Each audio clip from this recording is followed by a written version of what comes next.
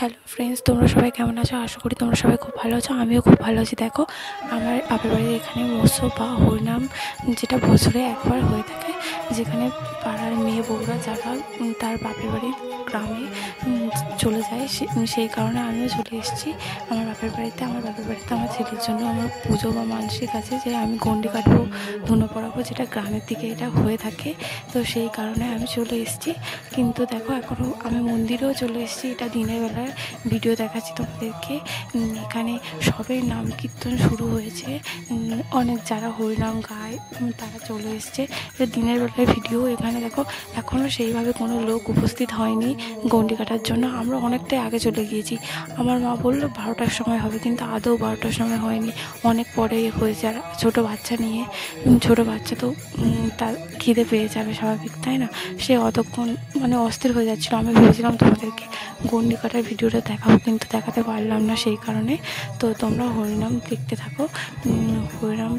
হরিনাম তোমাদেরকে খানিকটা হরিনামের কিছু ভিডিও রেখেছি আমি, যেটা তোমাদেরকে দেখালাম আর কি।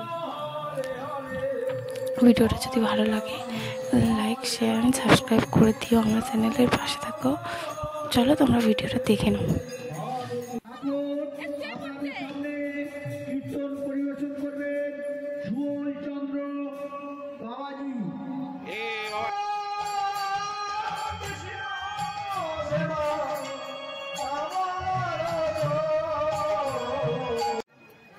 আমি শুনেছি, কিন্তু যাকে ও সব থেকে বেশি ভালোবাসে সেই রাধারানী কোথায়? বলে সে কি আর আছে গো? সে তো এই দেখো, সখীদের মাঝে রাধারানী দেখলো কি, তুমি এমন গরম দুধ খাইয়েছ যে তার বক্ষটা পুড়ে গেল গোবিন্দের। কেন না এখানে চরণ যুগল দুটো বেঁধে রেখে দিয়েছে। এর নাম হলো প্রেম, এর নাম হলো ভালোবাসা।